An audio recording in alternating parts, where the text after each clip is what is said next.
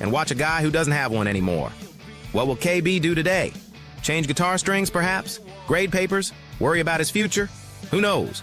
The only thing we know is it's guaranteed to make you question your intelligence, simply because you're watching it. So sit back, relax, and enjoy the unemployed lifestyle of KB. The pods are now open. Look at my cat. Look at my cat. Look. Look.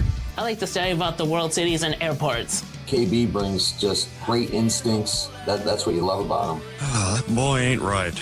If Andy yearns for Brenda and Brenda cares about Charlene, who pines for Andy, the three of them form one of these. Kara. What is it, threesome? No. Taste the biscuit. Taste the goodness of the biscuit. Lesbians. It's what makes a Subaru a Subaru. I don't mind a bit of bush. 37 in a row? Shut the f*** up, okay? Shut the f*** up. Do you want to start drinking? Yes. You know I'm gonna have to go for 420, Bob. Cheez-Its! Cheez-Its! Cheez-Its! Light this candle. He's right. Let's light this candle. Light the candle.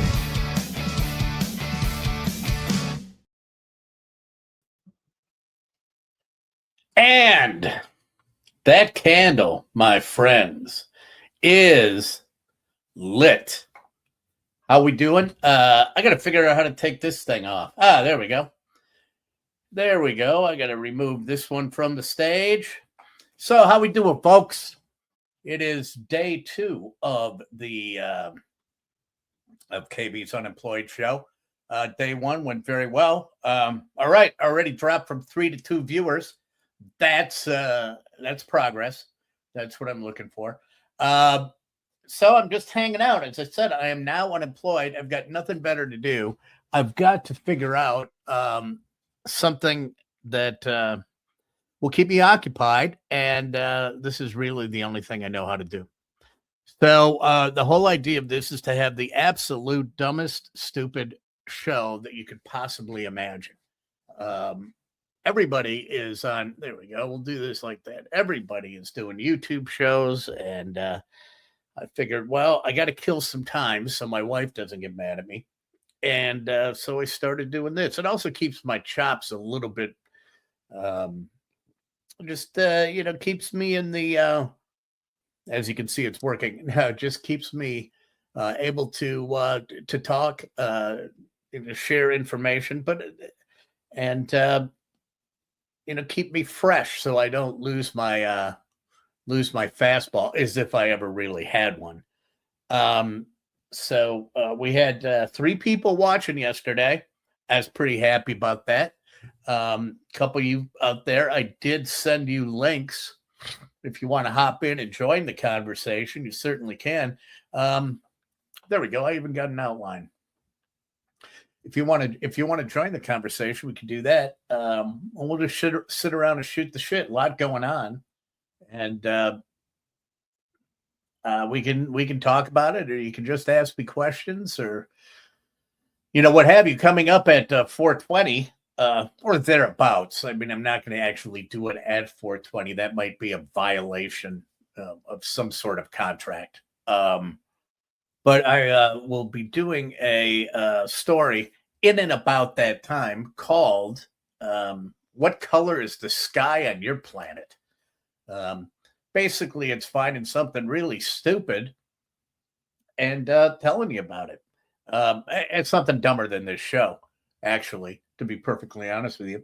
So where do we start? I'm going to start with, I don't take notes either. I have no notes. I have nothing.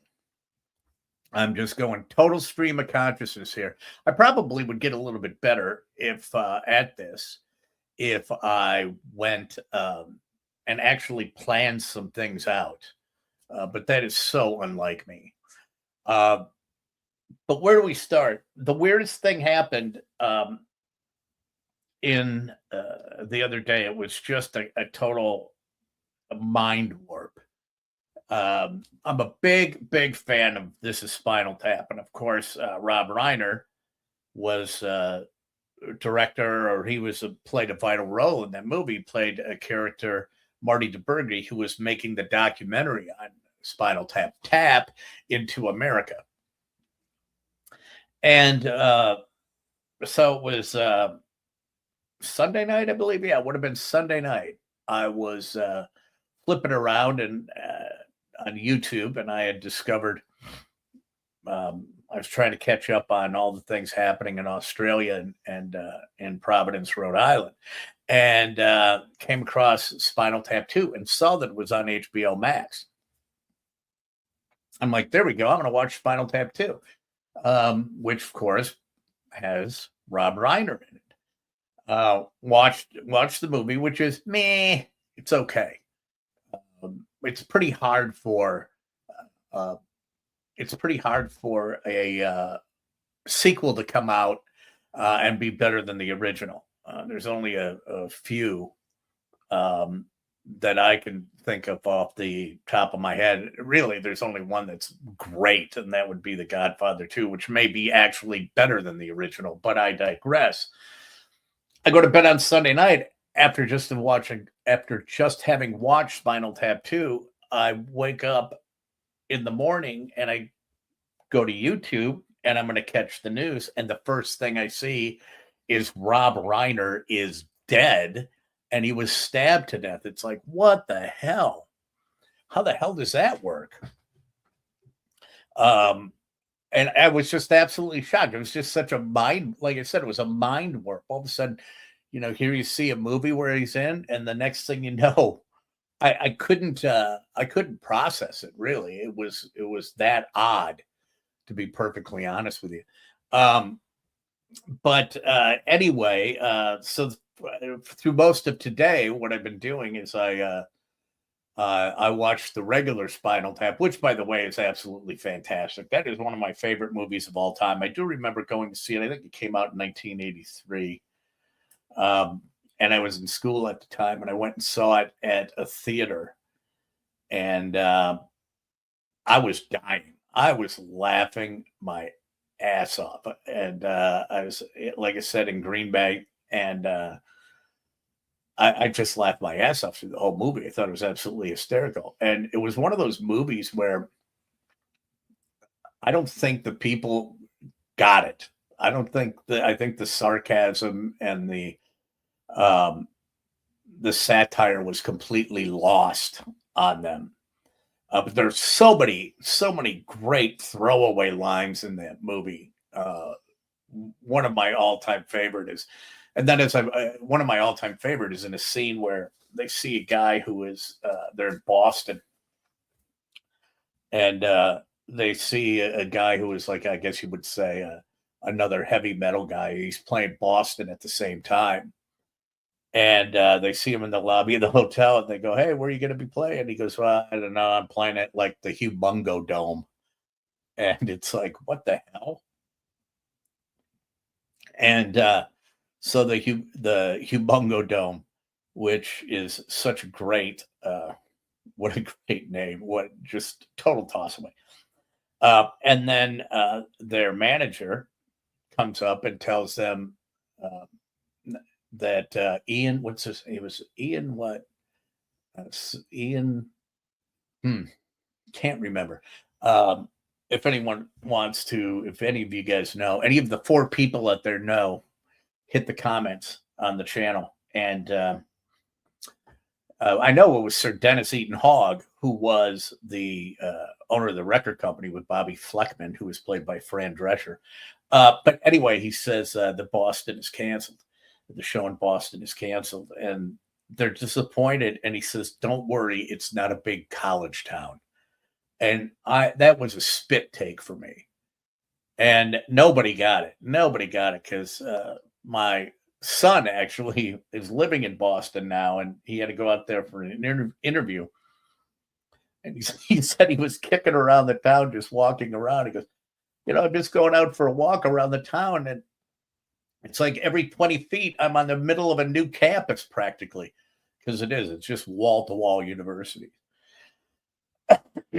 And but they did bring back some jokes, but they're written in the same vein as that. One of the Elton John comes into they're good cameos. Elton John does a cameo, and Paul McCartney does a good cameo. I think when they're auditioning drummers, and I didn't look at the credits, but I think Manuel Lin Miranda comes in and auditions for drums to play drums. But they have a PR guy who's, just an absolute idiot who's putting on this final concert, doing the press for the final concert. And Elton John comes into the studio and he's playing, and they say, "Why don't you play Stonehenge with us?" And I'm not going to give the show away, but in the original Spinal Tap, the actual sculpture Stonehenge was a big part of that movie, and does reappear, and it's a big part of this movie as well. But regardless, Elton John is playing along to Stonehenge, and it's cooking pretty well. And it gets done, and the guy who is the PR guy just looks and he goes, I think there's too much piano. And it's like, that was a brilliant line. And the reaction was, "It's Elton John. That's what he does. He sings and he plays piano." But I would recommend it's a pretty good movie to watch. It's one of those where would I have gone to see it in the theater? I was thinking about it. Had I gone to see it in the theater, I might have been a little bit disappointed because it is a letdown. But if you're streaming, it is a great movie to stream. And I'm sure with the unfortunate passing of Rob Reiner, a lot of these shows will be streaming somewhere. Hey, I'd like to welcome to the show. Hey, Ben, what's going on? How you doing, KB? I'm doing fine. So right now we got 6 people watching us, and you are on the KB's Unemployed show. Is that a record, or have you been up to 8? No, I think I was at 8 just for a brief moment, just for a cup of coffee. I was up to 8, and now I'm down. I'm at 6. But you are my first guest. You, Ben, in the 414, was a big fan of the previous radio show that I was on. Ben has been joining this little stupid show, and talked yesterday. I said, "Hey, why don't we just put you on, Ben? You are the inaugural guest, the very first guest on." Happy to be here. Yes.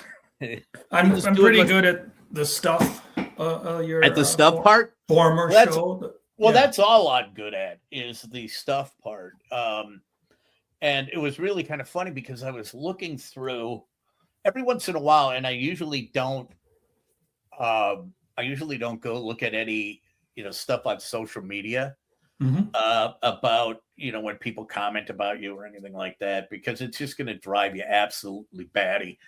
But this morning I went to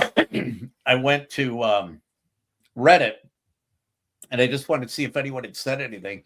And I was kidding. There was about a handful of posts where I just got absolutely shredded. And I should almost do it like mean tweets. And I'll let you in on this little secret. I lost you. Did you lose me? I'm still here. Nope, you're back. I think my battery your battery in your ears are gone? Hey, yeah. There we go. Wacky Badger says, "In our defense as fans, it's not easy to find this." Yeah, I know. I'm not really good at the self-promotion part of it. But anyway, regardless, I go to Reddit, and everyone was like, it was the station before it was shut down. That was the best sports station on radio, and just accolades for everyone. And then I just took it all the way up with a red hot poker. And it was like, it's like, except for KB, what the hell? This guy's an idiot. He doesn't know anything about anything. Drew carries his water, blah, blah, blah, blah, blah. And they're going on, and I just had to laugh. And I'm going to let you in on a little secret, is that that was the intention all along, was for me to not talk about sports. Because and because Drew and I, actually, we said this. It's like, I explained this, to some people. If you're doing a sports show, you are at the mercy of what happens in sports. Right? So if nothing happens in sports and all you know is sports, you got nothing to talk about. And what do you do? And what do you do in the summertime? You know, when Packers is over, I mean, the Packers own the state. It's Packers, Packers, Packers. Brewers have been hot, but what do you talk about? If you don't have something holstered up,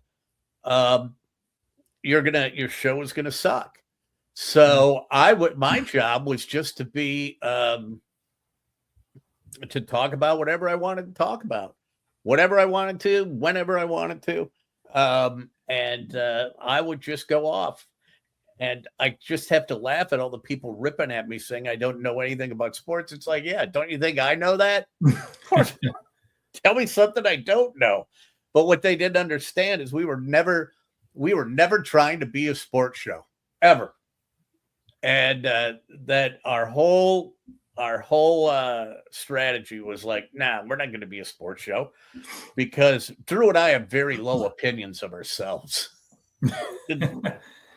And, you know, really, it was like, why would we think that anyone would ever want to listen to what our takes were on anything? And you were surprised by thousands of people. Well, we had every day and streaming, right? Yeah, we had a pretty good following. So okay, Ben, enough about me. So why don't we do this like a regular interview show? So, Ben, what do you do for a living? I see in the background, it appears as if, what do you get there, a Harley? Are those... those are some Legos. Oh, you know, are they? So Legos. Is that a Batman? That's a BMW motorcycle Lego. There's a Ducati Ghostbuster Lego. I had a conversation. You know, you bring up Legos. My son lives in Boston, and this is a Lego conversation. See, this is why this stuff worked, because I look in the back. I have, you know, those are Legos. I got a Lego story. I got a Lego Batwing up there. Yeah, I can see that. I got a Lego story that happened this morning. This morning, I got a Lego story. It started last night. My son, as I mentioned, lives in Boston. And so I texted him last night, and he's living there with his girlfriend. And they're into Legos. And as I know a bunch of people that were into Legos. Mm-hmm. And it's like this subculture that's coming out. But I love it. I love the idea. It's stress relieving, takes your mind off of stuff. So I said to him, hey, what is the news coverage like out there with this shooting in Providence, which, you know, Rhode Island's basically just stuck in the middle of Massachusetts. Right. And he said this, he goes, what are you talking about? And I said, the guy that was the person of interest in this shooting is they said he was from Cedarburg. He's since got released. Right. And he is not the suspect. And my son replies to me, been too busy building Legos and watching puck. So he's not even watching the news. So he and his girlfriend were building all these Legos. So my wife was like thinking, well, what do we get his girlfriend? You know, we got to get her something for Christmas. What do we get her? Well, after that comment, I'm like, that's perfect. Get him Legos. Yeah. So I'm out at Walmart, and I'm going through the toy section, and I'm looking at the Legos. And as you know, those things are expensive as hell. So my daughter, she's 11.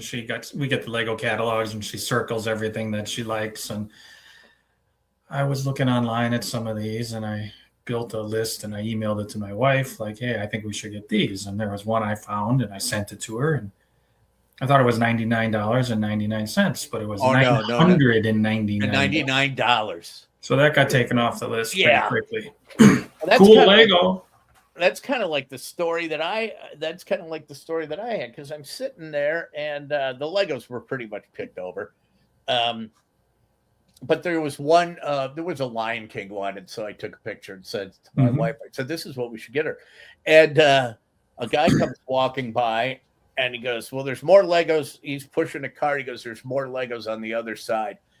And so I start talking to him, and I'm just like, God, everyone's into Legos now. He goes, oh, my 8-year-old is totally into these things. And he goes, the one that he wanted is $500. And I just said, I don't love my kid that much. We have some that are. I like vehicles, the cars and stuff like that. They're fun to build. Those can get pretty expensive. I think my daughter would take any Lego you can give her. So I remember, do you remember, you would have been a lot younger, but do you remember the New Year's Eve Packers game against the Bears? And it was going to be, everyone thought that it might be Brett Favre's last game. Yeah. It was a New Year's Eve game. Well, that night, my son and I sat down, and my wife had gotten him the big Harley Davidson. The big Harley Davidson Lego. So we start to build it together. And the game is going on in the background. We're getting to like 11:30. He goes to bed. Well, now this is a quest for me. Finish. I am going to finish this freaking thing. And I did not finish the Lego until 5:30 in the morning. Wow. I built this stupid Lego for probably 10 hours, because it started right around the Packer game. And for 10 hours, I built this Lego. And I was almost like, when you get them and you get those built, you put so much time in it. It's like you almost want to like glue it and say, last thing I need is someone knocking it off a shelf. So I have a friend that's a Lego collector. He'll buy 2 sets of everyone he buys. He'll build one. And then keeps one? He keeps one in the box, puts it in a storage unit that's humongous. And then after he builds it, he looks at it for a while. And then he takes it apart piece by piece, puts each piece back into the original bag and vacuum seals the bags, puts them back in the box and puts it on the shelf. Are you kidding me? No, I think that's kind of, well, I mean, it's not issues. It's kind of like OCD being OCD. Yeah, but does he buys 2 of every one? Is that like at some point he's going to have is that going to be his retirement? He has sold. He's going to have an unopened box. Yeah, he has sold a lot of the unopened box Legos that are retired. Yeah, thousands of dollars, that he or the free ones you get. Like if you're a Lego Insider member, you spend so much money, they give you freebies. He'll sell those for lots of money. Well, I mean, so then as a Lego fan, you got to watch Lego Masters. I haven't in a while, but you do. Yeah. But those people are like, they have to be like engineering people. Yeah, I mean, they get a box of Legos and build a. Well, yeah, they take them out of a bin and then they build a roller coaster or something. That's. Yeah. I can't think 3-dimensionally. I can't either. My wife and my daughter can. I cannot think, draw, do anything like that. 3D at all. No. But the Lego thing is really caught on, and you know where it was big, and it was huge. The whole Lego thing was huge in Italy. Every city we were in that was a major city, not of those little towns, but Milan, Florence, Rome, big Lego stores. Have you thought about going to the Mayfair Lego store for a gift for your? I didn't even know they had one. I haven't been in a mall in forever. Yeah, Mayfair has a upper level. If you park by what is that? South end of the mall, southeast corner. You park there. It might be a Yonkers or something, or Mason. I think it's a Yonkers, maybe. I don't know. But park there, and then you can go upstairs. And there's a Lego store on the second level, and great selection. I mean, much better than you're going to get at a Walmart and Target this time of year. I'll have to do that. But I was, and then we were sitting and we were in Rome, and they didn't have a lot of American television on. And I don't know, was it the night or we just had dinner, and we get back to the hotel and we put the TV on, and it was like a whole channel of just Lego Masters. Wow. So it's in Italy, man. That's the That's the thing. It's Legos are, but I didn't know they were that big. I do know that people are into coloring now. I'll have to coloring look up books. Yep, huge. People are huge into that, and I was thinking that that I'm gonna go look on. There's got to be on TikTok. Because there's coloring talk on. There's got to be Lego talk out there. There's got to be Lego channels. Gotta be. I mean, come on! I'm doing this. This is the dumbest thing in the world. So there's got to be Lego channels out there. Gotta be. At least that's constructive. This is just killing time. Kind of like Legos, though. You build a Lego, you're killing time, relaxing. You're talking to five people. Talking to five people. Talking to five people. That's more than I talk to normally. So. Yeah, people say I'm not a good conversationalist, and look at me that I don't talk to anybody. So, do you work out of the house? Because if you're at home, or is that what you do? I do. I work out of my home office. So do I. I'm working out of my home now. We have a lot more in common than you thought. Yeah. See, if you look in the back, that was a gift from my 31-year-old son. He grabbed it out of a coloring book and colored it for me. Don't be a twatsicle. But it's crazy. Like the coloring thing is crazy. You get these people that are artists that give lessons, on how to color, and they do these, how to shade and all these different complex ways you could color eyes with all these different colors, and that's the things with people that are artists, and I'm not even remotely artistic in a visual way. My wife has those talents. Does she? Art. Yeah. Like you can draw, like there's a dragonfly thing up here on my wall she drew, and does a lot of painting and art fairs and stuff like that. So I can hardly paint a wall with a solid color correctly. So what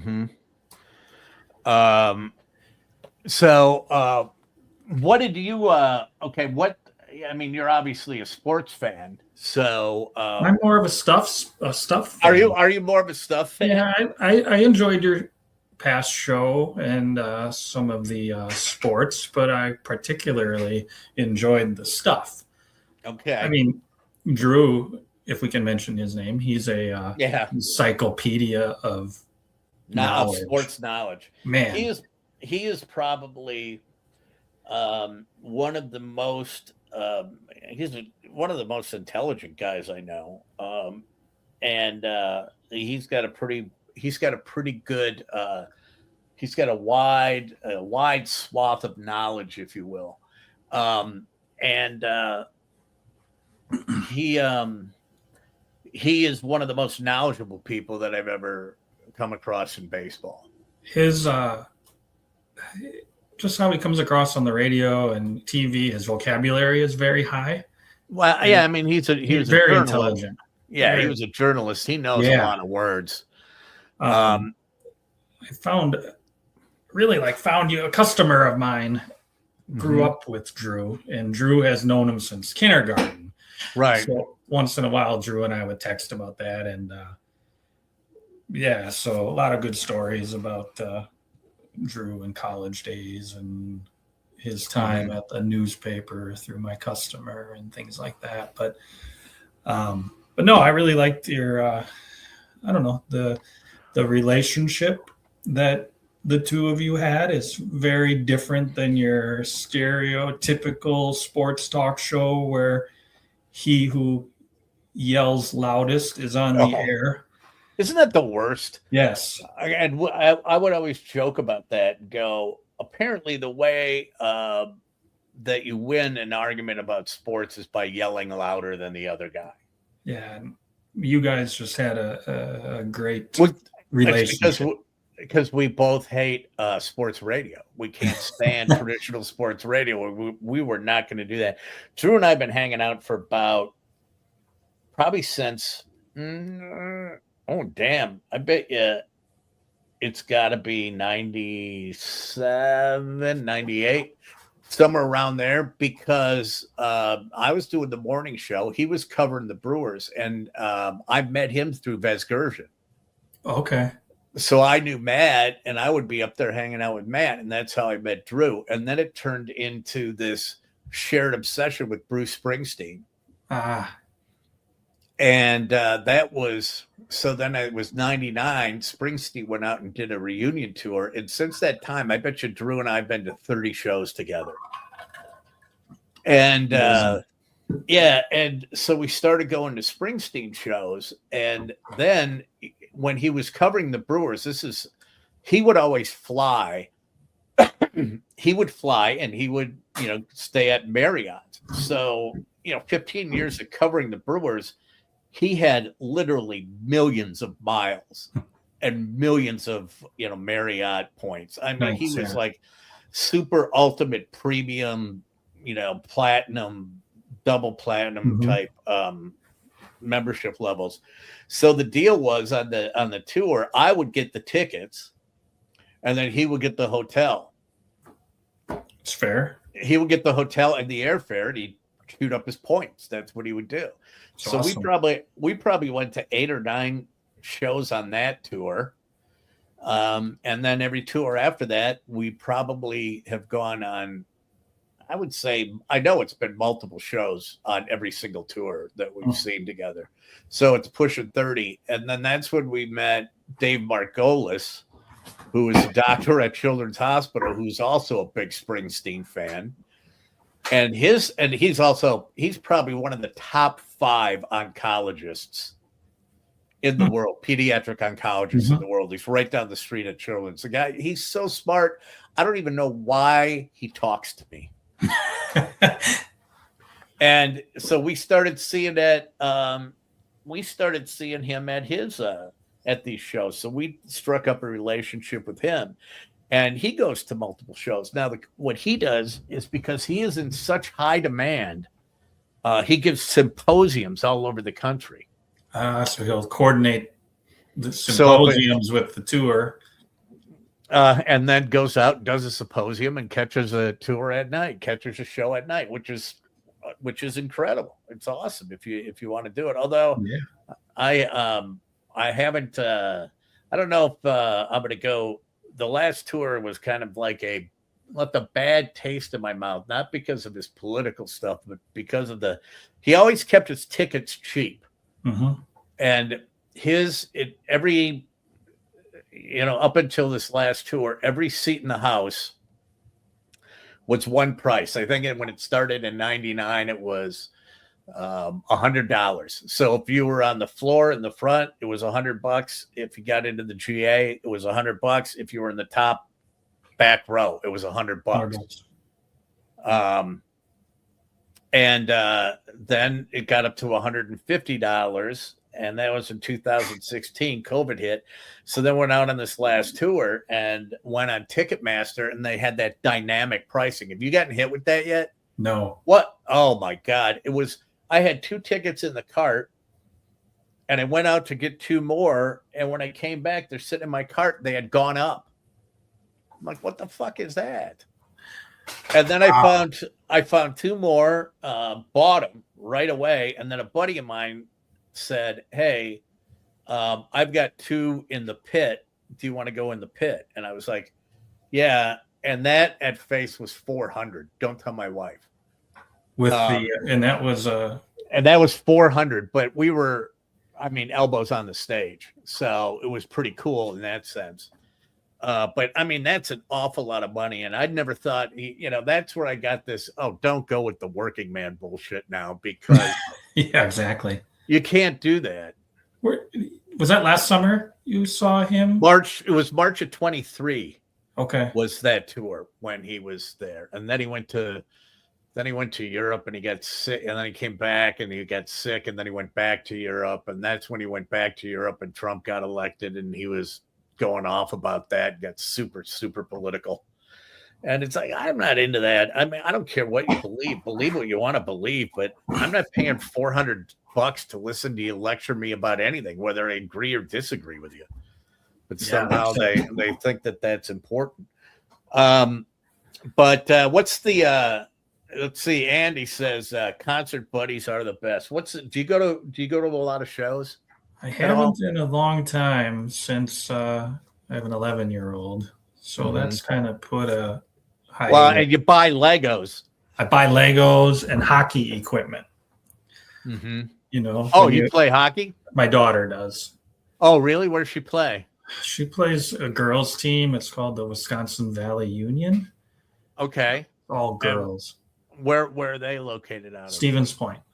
Okay, are you the one? Yeah, you send me the pictures of the rinks you're in. Yeah, I do. Okay. I sent you the one about DeForest where DeForest. I didn't play in DeForest. My son played. Brand new rink. It's beautiful, but there's no tables. There might not be any heat. There's you don't know what door to go in yet, but when it's done, it'll be beautiful. But even in its current state, it's better than a lot of facilities we've been to. We're going to lacrosse this weekend, 2 different arenas, one in West Salem and one in Onalaska. So yeah, it keeps me busy, 4 times a week with that. We did, my son played from the time he was on skates, maybe when he was like 3. And then he went to we took him down to, it was at Wilson Park here, and they had learned how to skate classes, and he would just cry and he hated being there. And, we said, okay, well, you're done. We're not going to do this if you really don't like it that much. And we hooked him, but then he got back in when he was about 6. And,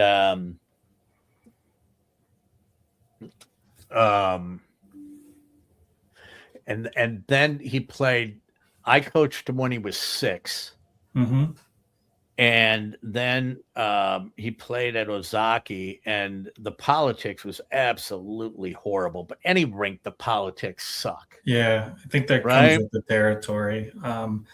Oh. My daughter did the learn to skate, and then she got as far as she could in figure skating while wearing hockey skates. And they said, if you want to progress, you need a toe pick. So she decided to go play hockey. So last year, she did intro to hockey just to learn hockey a little bit. And then this year is her first year on a team, per se. Her skating is as good as the other girls, but her stick handling is where she's learning. And she's getting there. Like the skills gap was pretty big in August. Last night we had practice, and it's really tightening up. And she's getting used to the physicality of it. And even though they don't check, but No. it is a little bit. But girls will run into you and drop a shoulder and knock you down and stuff like that. So she's just getting used to that. And but yeah, she's doing well. So, but you know how that goes. You outgrow a helmet, then your skates don't fit, and then you want to buy Legos, and there goes the concert tickets. Yeah. So no, he played. So after when he was like, so he played 6 and 7 at Ozaki, and then it just got so freaking political, and you get dads that are coaching, and he was a pretty good player, and he probably could have. Everyone that was watching the evaluation said he should be on the A team. Yeah. And he wasn't on the A team, and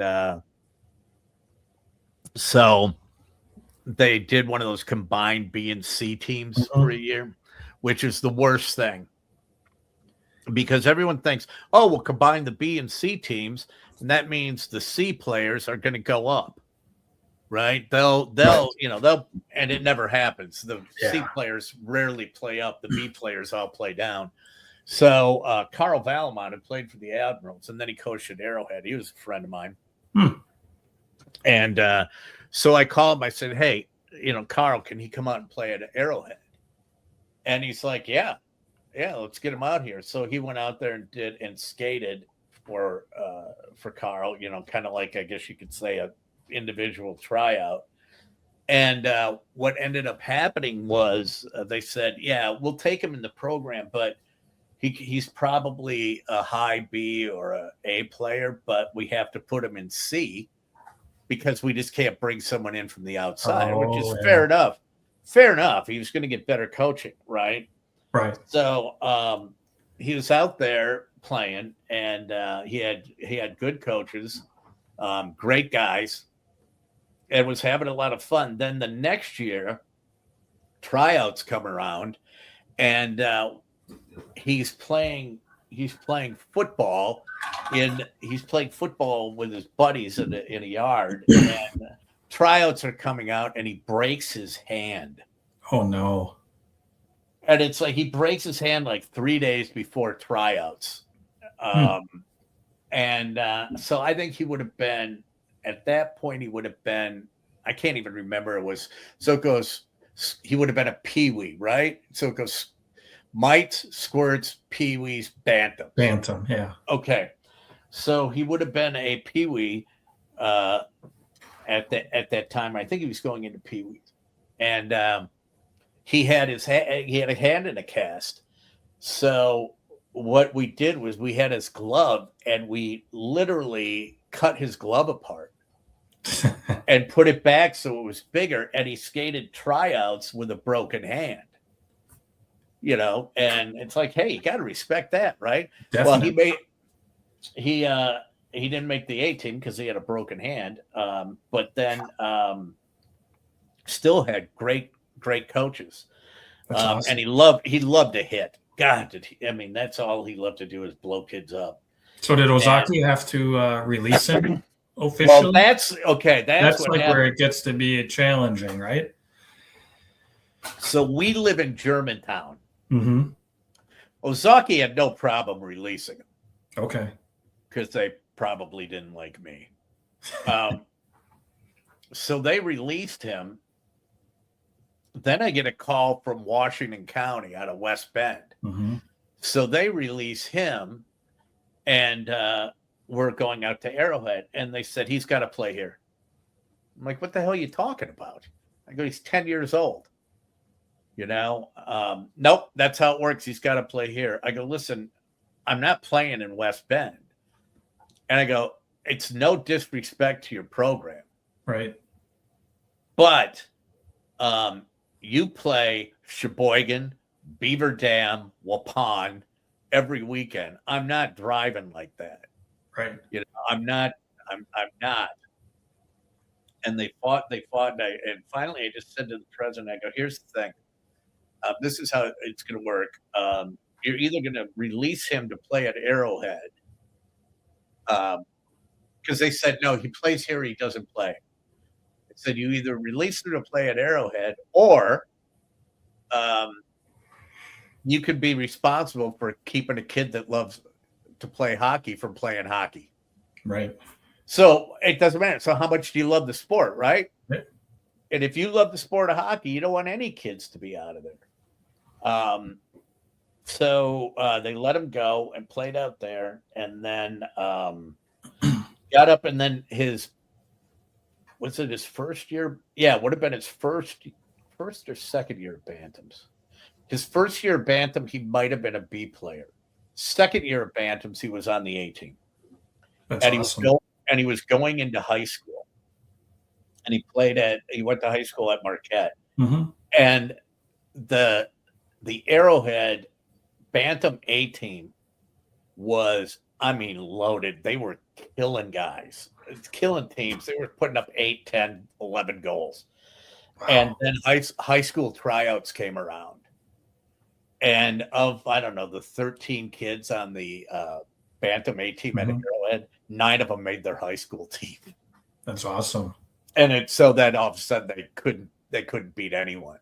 Yeah. But I've got pretty good hockey stories. Come on, parents out drinking on the weekends and stuff like that. It's like, oh yeah. We just had a holiday party, and everyone comes in with their 18 pack, of Busch Light or whatever it was. Do you have to? But you don't drink it at the party. You got to run and drink it out of a trunk every 20 minutes. Yeah, right. It's in a snowbank in a cup. So, but so he played through high school, and he had his team in high school was really good. I think in the 3 years he was on varsity, they were 62-9.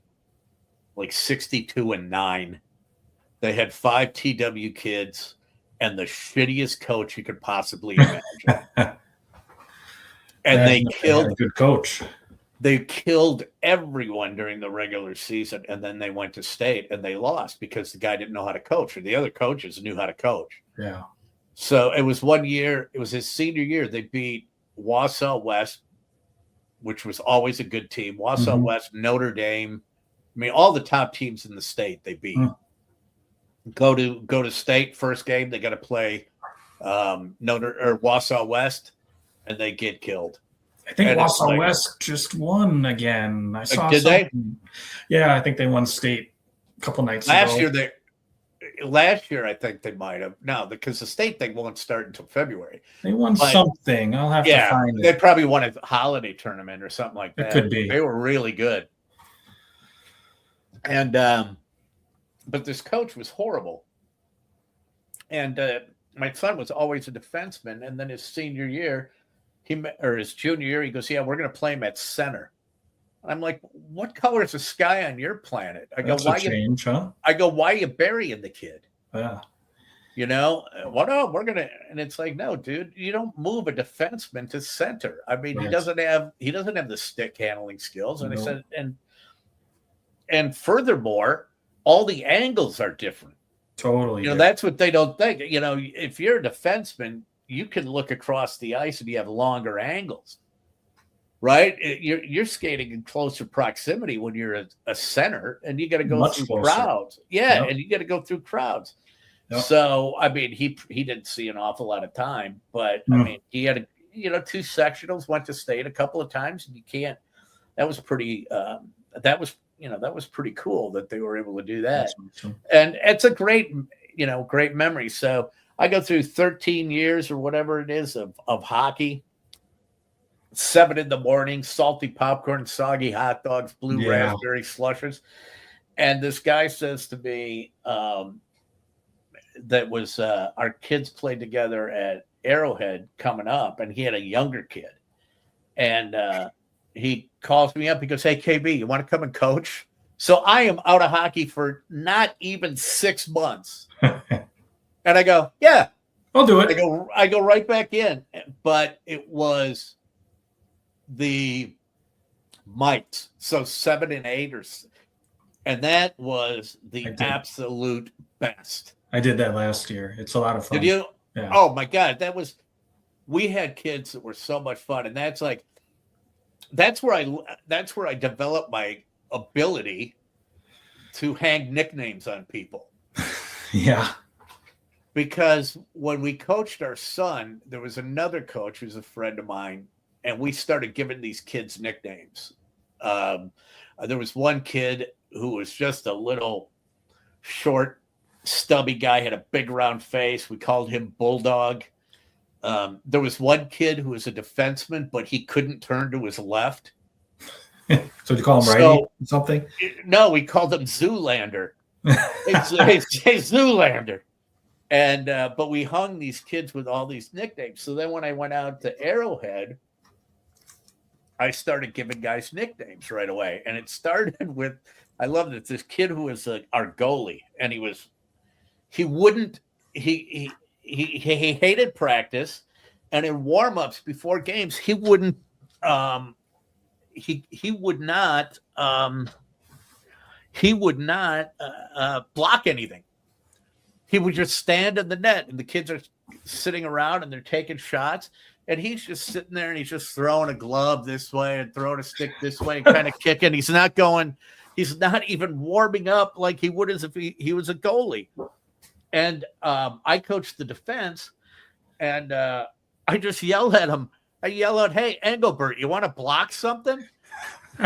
Boom, hung on him right there. And, that's perfect. The fact hit for Bad News Bears. Yeah. Well, then one thing leads to another, and these kids are starting to get nicknames. This one kid, his last name was Richard, something Richards. I called him Rocket. I always called him Rocket Richards. But there was one kid, my favorite kid. I will remember him forever. And he was and I hadn't seen him. I still haven't seen him since since I stopped coaching. But the very first day that I was coaching, what he did was, I'm standing to go out on the ice, and he looks up at me, and he's got that where the helmet's down. The helmet's tipped up, yeah. It's down there, and he's like looking out. He can barely see my eyes, or I can barely see his eyes. He's like, "Hey, coach," and I go, "Yeah." He goes, "Which kid is yours?" And I look at him. I go, I don't have a kid on the team." And he goes, "Oh," he goes, "That's great, because then you won't be yelling at him all the time." Oh, he had a reputation, huh? Well, no. I mean, he had 5 older siblings who all played hockey. So he grew up in that. He had a sister that went on and played at Ohio State. I mean, great sports family. That's excellent. But he could go a million miles an hour, and he was just he was one of the funniest kids and one of the nicest kids. And I remember in practice, he always wanted to go coast to coast, right? And I kept saying, I'm like, "Listen, you got it. This is what I want you to do. There's going to be a guy over there on the boards. I want you to hit that guy with the blue line with a pass. If it's not there, circle back behind the net and go the other way, but do not go up the middle." And he looks at me. He looks up again. He goes, "Yeah, but you got to understand something." Oh, God, here we go. He goes, "You got to understand something." And I said, "What's that?" He goes, "Yeah." He goes, "Hockey's not my dream." Perfect. Okay. And he goes, "Yeah, my dream." And he goes to this thing. He goes, "Yeah, my dream." He goes, "I'm going to go to high school. And then when I get out of high school, I'm going to go into the Army. And I want to go into the Army. And then after I get out of the Army, what I want to do is I want to go work in a nursing home because I don't like the way they treat my grandma." Nice kid. Yeah. I'm loving it. I'm loving that. I'm like, what a neat little kid. And I looked at him, I go, "You know what?" I go, "That is so commendable." Yeah. I go, "I am so proud of you for saying that." And I look at him, I say, "You know what would make me even prouder?" And he said, "What's that?" I go, "If you hit that guy on the blue line with the pass." And if that's not open, go around. I go, and then you go around. I go, "That would really make me proud." But he was so funny. And then I still have this video, and we did how you go to playdowns to go to state? Yeah, that's coming up. Yeah, that should be coming up pretty quick. Yep. So we're at playdowns. In the first game of playdowns, the head coach says, "Hey, I want you to make he goes, I want you to do the speech." He goes, "I want you to see if you can fire up these kids with the speech." So what I did was I did the whole speech from Hoosiers. I did this whole speech from Hoosiers where so I did the whole speech from Hoosiers. And where I'm going, there's an old saying in sports that you don't go look at the next step until you cross the one in front of you and doing that whole thing. And these kids get just jacked up. They're so fired up, and they go flying out on the ice, and we beat the team. And but as we're going out on the ice, these kids are running out. The one coach looks at me and goes, "Did you just give them the speech from Hoosiers?" Sure did. I said, "Yeah, because they've all seen Miracle. Otherwise I would have given, great moments are born a great opportunity." And they win. And he goes, "Well, then you could do the speech the next day." So the next day, 7 and 8 year olds. The next day we get into the locker room, and that little kid, the nursing home kid, goes, "Hey, can I give the speech?" Knock yourself out. Yeah. And I got up my phone. I go, "I'm going to video this because I'm going to have this because this is going to be priceless." And sure enough, the kid starts out and he goes, "This is not our game today."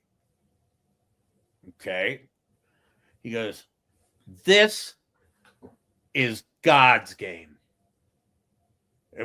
Wow. Wow. And he goes, "Because God gave us the talent and the ability to be out here today, and we should honor God. And I'm like, holy crap. It's getting deep, yeah. And then he's like, and you need to remember, when you're out there, you're not representing our team. You're representing our school and our city. And he's doing this whole thing. He's 7 years old. We're just dying. That's impressive. And, oh, yeah. How old are they now? They just graduated. They're in college now. Okay. And a bunch of them went up and they ended up playing varsity out at Arrowhead. And one kid is playing in college somewhere, real good player. And did the one kid go in the Army? I don't know. I don't know if he did. But you know what? What the cool thing is that they all had nicknames, and I coached Tim Michael's son, Tim, the guy who ran for governor. Yeah. I went to college with him, and his son was on the team. And he was this little scrawny kid. I mean, really, he couldn't, he had no meat on him at all. I mean, unbelievably thin. So I gave him the nickname Bones. And I'm like, hey, Bones, what's going on? And he didn't really like it, but so I wouldn't use it that much. When Tim Michaels was running for governor up at this place, he was going to show up at this bar in Menominee Falls. And I go, I'll go out and say hi to Tim. And I go out to the bar and I say hi to Tim. He's like, hey, man, what's going on? And he goes, my son is over there. And I said, really? And he went to school and wow, he might have gone to school at Brown. He was Ivy League. I know that. Okay. So I go over and I just walk up to him. I go, hey, Bones. And he turns and looks. He goes, hey, coach. So, that's the great thing about coaching. And Did he fill out? Was he? Yeah. Yeah. But and that's the great thing about coaching is that if you can get a kid to remember you all the way up, and then you can make a difference, and the name, giving them a name certainly helps them remember you long term, whether they like the name or not. But and so the one thing we had one kid, cocky kid, and I'm not going to use his name, but he was a good athlete, a real cocky kid. And he kept coming up, hey, coach, I need my nickname. And my rule on nicknames is you can't just give someone a nickname. Yeah, it right? has to come out. It has to come out. And they would all come out of my mouth if I just yelled something. I would just yell something at him, and it's like, there you are, you're hung with it. And he would always go, I want to be T-Back, or I want to be, T-Money. And I'm like, listen, dude, you can't pick your own nickname. Yeah. So we're playing a game, and he was another kid. You tell him, don't take it up the middle. Don't take it up the middle. Don't take it up the middle. What does he do? He takes it up the middle, right? But the puck gets slapped back in the goal, and he comes to the bench. I just look at him and go, nice going, Escobar. So there's his nickname, huh? Boom, there's his nickname. And then I look and I go, that's your nickname from now on. Your nickname is Escobar. And so we get in the locker room, and I had a rule after the first 2 weeks, I'm not tying anyone's skates. Okay. I don't care how young you are. Your parents can come in or you figure out how to tie them, but I am done tying skates. That rule applies now. Although with the girls' locker room, it's a little different with safe sport. You can't go in and whatnot.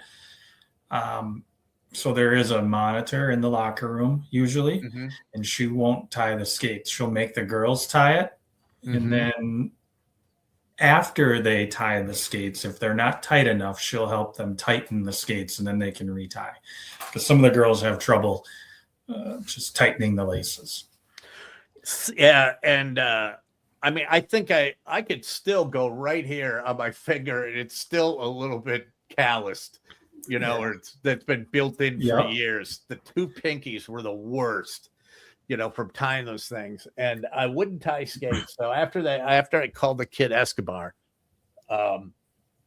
he's in the locker room and he's all excited Because he got a name. because he got a nickname. And he goes, Dad, I got my nickname. Coach gave me my nickname. And his dad goes, what is it? He goes, my nickname is Escobar, but I don't know what it means. And the dad did one of those slow takes and just looked at me, and I just went, Yeah, well, hey, he earned it. If it fits, it fits. Yeah. And then after that, then I was like done. I wasn't going to coach. And I had one guy 2 years later come up and say, hey, do you want to coach with me again over at Brookfield? And I'm like, yeah, I probably get out there and coach. And I said, what level? And he said, Bantam. And I went, nope. No. He said, I'm not going to coach Bantams because those are the kids that are trying to make their high school team. Yeah. And I am not going to be a part of that. Yeah, you lose some of the fun as a coach, right? Versus the little kids. You can have a lot more fun, and their spirit is probably a little more genuine. And the parents. Is that where's the Brookfield one? Off of Blue Mound? Or they built that newer facility? No, that's Ebel. That's Ebel. Ebel. That's where my son played high school. That's the one on Moreland, not Moreland. Is it Moreland? Blue Mound Road. Blue Mound Road by Best Buy up there. Yeah. This one is this one is on Calhoun Road. I've seen that one. Yeah, I grew up down there, and we've been up here for about 12 years now. But how do you like it up there? Are you in Point? We're between Point and Plover. Yeah. Okay. So the village of Whiting is where we live, but okay. It was an adjustment at first. You don't have the amenities and the restaurants and fun things to do, or as many fun things to do. But there's no crime. It's very peaceful. Schools are good. Turn on the news. It's Bob caught a muskie on the river, and it was 52 inches long versus crime in the inner city. So there's pluses and minuses. I had been getting to Milwaukee like once a week for the past, I don't know, kind of stopped about a year and a half ago, but for 10 years I was getting down there once a week for work. Mm-hmm.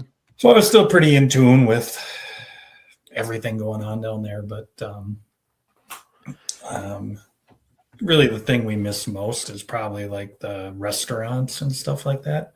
Oh, yeah. I mean, but you're up there. So what do you have? You got fish fry on a Friday. You got prime rib on a Saturday, roasted chicken on don't Sunday. Do that too much. King or queen cut. Yeah, supper clubs and stuff like that. So, but overall, it's been good. So you know what? I got, can you give me a couple minutes now? Because Kenneth is whining and it's his feeding time. Yeah, absolutely. So what I'm going to do is I'm just going to put up a video, and then I'll be back in a couple of minutes. Okay. KB here with my acoustic cover of the day. I was going to do a different song today, but then a couple days ago we lost a great musician from West Texas, Joe Ely, who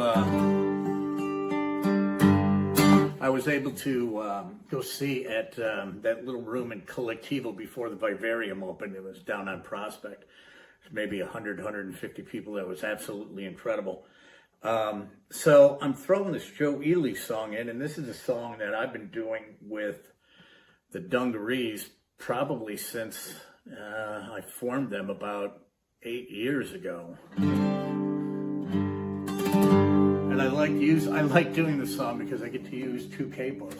And then everyone goes, what the hell? He's using two capos. How does he do that? Well, it's I learned the double capoing from Willie Porter, who, if you listen, it kind of opens up the sound a little bit.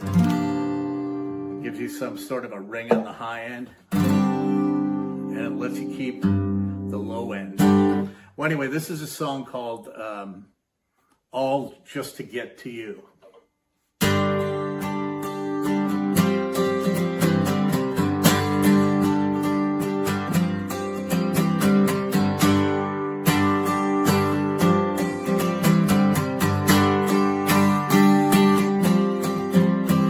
have stumbled on the plain, staggered in the wind, stood at crossroads of two, cried to a river, swept to the sea, all just to get to you. I have flagged a yellow cab, hopped a rusty freight, sang to my lips turned. And we're back. Kenneth is fat. I just had to go right downstairs. But I was just reading the comments. I think Wacky Badger wants to be on the show here. Okay, let me take a look. Where's Wacky Badger? He thinks there's said maybe someday more interesting and deserving fans out there. Oh, there we go. He goes, I built the biggest 3 Lego sets in terms of the number of pieces. Wow. Yeah, I think the largest is around 11,500 pieces, maybe a world map. Not entirely sure. My son got me one last year, an Elvis one that's like one of those flat ones, but I haven't done that. It's like a portrait, but you can, depending on how you use the pieces, it does 3 different pictures. I just haven't gotten around to doing it. Well, maybe now you have some time. I got nothing but nothing better to do. Yeah, I got absolutely nothing better to do. But you know what I am going to do right now is now I can't do 420. What are you high? No, you have. I can't do that. I don't know that. But as I said yesterday, what I do have is what color is the sky on your planet? And that is exactly what I plan on doing right now. Is we're going to go and we're going to do what color is the sky on your planet?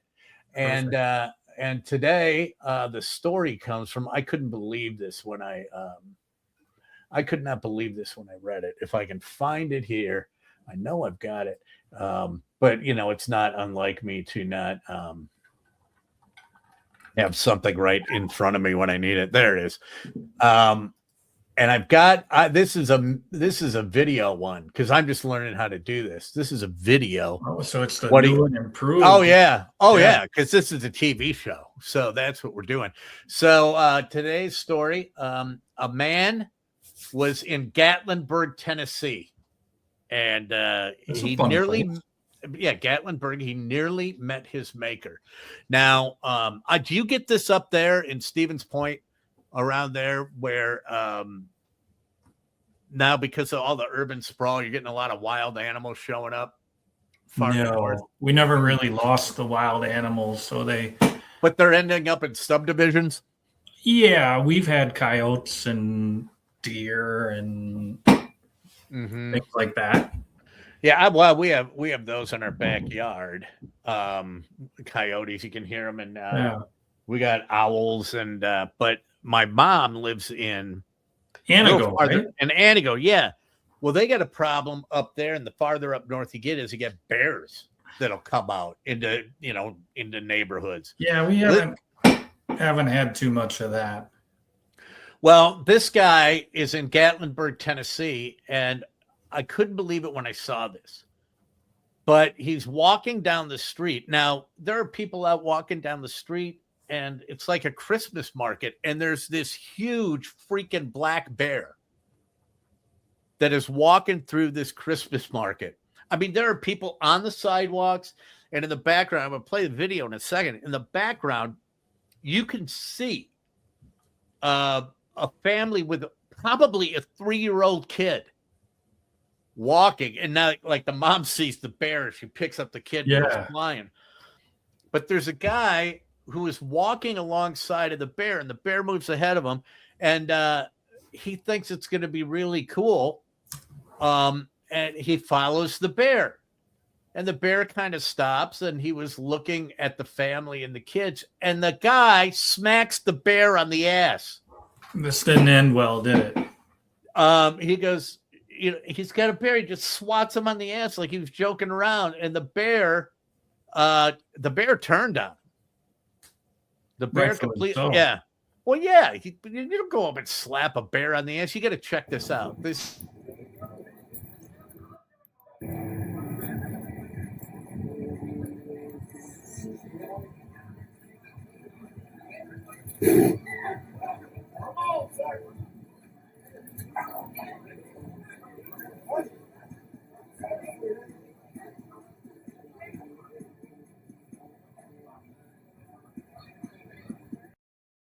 street, man, and you should happen to see a bear, don't swat it on the ass. And to that guy, did you see the maybe a few weeks ago the gentleman that climbed into the lion cage in the zoo? we played that one. I thought you did. Yeah, he climbed down the tree and then he got drug off into. Yeah, if you go to this one will go up on the YouTube channel too. If you go there, that one is up in that section that I think I call "mess up your feed" or something like that.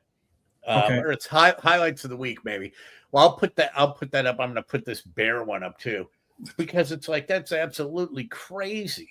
Right. Absolutely crazy. Going up and whacking a bear in the air. I mean, that doesn't even cross my mind. If I see a bear walking, no, that's not even. That is not. I'm not anywhere near that bear. So to that guy on the other show, I would have said, "Hey, what are you high?" But I can't. So No. to that guy, I say, "What color is the sky on your planet?" What an idiot. Well, hey, Ben, thanks for hanging out in the show. Yeah, I enjoyed it. I appreciate it. We went on a whole side tour of Legos, which I didn't expect, but you confirmed that is what we're going to get for my son's girlfriend, and I'm going to hit that store at the mall. Yeah, go to Mayfair. Check it out. You know what? Peaked at 6 viewers. So, and I'm going to credit you with that. Getting us. I don't know. I probably took away a few. Well, Ben, I'll be back here tomorrow talking to you, talking to Mickey, talking to no one. I don't care. I'll be here. All right. I got to just make sure my wife hears me downstairs and she knows I'm doing something. Exactly. Turn the fan on for a little noise. Oh, absolutely. Happy wife, happy life. And my wife is Sue also. So, you got to. She's a teacher? No, her name is Sue. Oh, Sue. Okay. So you got 2 Sues. Keep them happy. Ben, thanks a lot. And You're welcome. You have a good day. You too. And we'll see you later. And that's it, man. Day 2 of KB's Unemployed show is in the books. And I'll be back tomorrow at 3 p.m. I'll have another What Color is the Sky on Your Planet? I don't know what we're going to talk about. As we started with the Rob Reiner thing, ended up talking about Legos for 35 minutes. If you want to join the feed, just shoot me an email, kb@drewandkb.com. Just send me an email if you want to hop in. We could get 3-4 people going on this if we want to. We could get it just like the flipping, what do you call it? The Brady Bunch. And we'll just sit around and chew the fat for the afternoon. And whatever comes up, comes up. Like I said, I'm just killing time. So we will see you again tomorrow on KB's Unemployed show. Thanks.